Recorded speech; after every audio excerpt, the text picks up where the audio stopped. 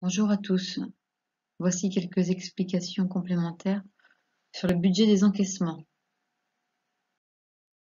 On avait vu le budget des ventes qui consiste à estimer le chiffre d'affaires en prenant les quantités prévues, vendues, le prix de vente hors taxe et en faisant x1 plus taux de TVA. Et la question qui suit, c'est quand est-ce que ce chiffre d'affaires va réellement rentrer en caisse dans l'entreprise? Petit rappel, c'est que lorsque vous faites une vente, par exemple en avril, et que vous faites des facilités de paiement à vos clients, là dans l'exemple 30 jours, votre chiffre d'affaires il est bien enregistré en avril, où vous créditez le compte 707 vente de marchandises, ainsi que le compte de TVA collecté. En contrepartie, vous créez une créance client, compte 411. Le chiffre d'affaires apparaît bien en avril, mais l'argent n'est pas du tout rentré en caisse. Il faut attendre le mois suivant, ici dans notre exemple au mois de mai, où votre client vous envoie un chèque. De ce fait, il annule sa créance. D'accord? Donc on passe le montant cette fois-ci dans le compte 411 au crédit. Et en contrepartie, c'est le compte banque qui augmente, puisque l'argent arrive sur notre compte en banque, dans le compte 512 000. Et là, on s'aperçoit bien qu'en fait, le paiement n'arrive en trésorerie qu'au mois de mai. Il y a un décalage entre les ventes et les encaissements. Donc ça, il faut qu'on le prenne en compte quand on fait des budgets. Donc là, on partait sur un budget des ventes en janvier de 16 062 €. Eh bien, on nous dit dans l'exercice qu'on a 10% qui seront vraiment encaissés en janvier et que le reste, donc 90%, sera encaissé en février.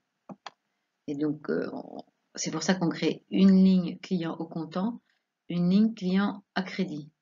Et si vous aviez des clients qui sont à qui vous faites crédit 60 jours, il faudrait faire une troisième ligne pour dire, eh bien, il y a du chiffre d'affaires qui n'arrivera qu'en mars, parce qu'on leur fait encore un mois de crédit supplémentaire.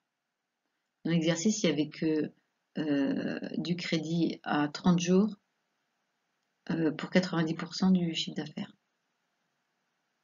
Alors, pareil pour février, on a estimé un chiffre d'affaires à 14 954 €. 10%, on les touche le mois même, et 90% ne les touchera qu'en mars. Et vous faites ça pour chaque mois. Alors reste le problème des clients à crédit du mois de janvier. Donc les encaissements de janvier sont les ventes à crédit de décembre de l'année précédente. Et ça, c'est un chiffre qu'on vous donnera dans l'énoncé. Donc soit sous la forme d'une balance au 31 décembre, soit on vous dit, voilà, les créances clients du mois de décembre sont tel montant. Ici, 18 549 €. Donc voilà pour le budget des encaissements. Il vous reste à faire le total par mois de ce qui arrivera vraiment en caisse. Et ça servira ensuite pour votre budget de trésorerie. Alors sachez que pour le budget des décaissements, c'est la même chose, en particulier les achats, TTC, puisque là aussi, vous avez des fournisseurs qui vous font crédit et d'autres qui vous demandent de payer tout de suite. Donc dans l'exercice, on avait 30% des fournisseurs qui vous demandent de payer le mois même et vous pouvez payer 70% de vos achats le mois d'après. Donc là, c'est pareil, on fera deux lignes. Une ligne achat au comptant. On prendra 30% des achats de chaque mois et une ligne achat à crédit où là, il y aura un décalage dans le temps d'un mois.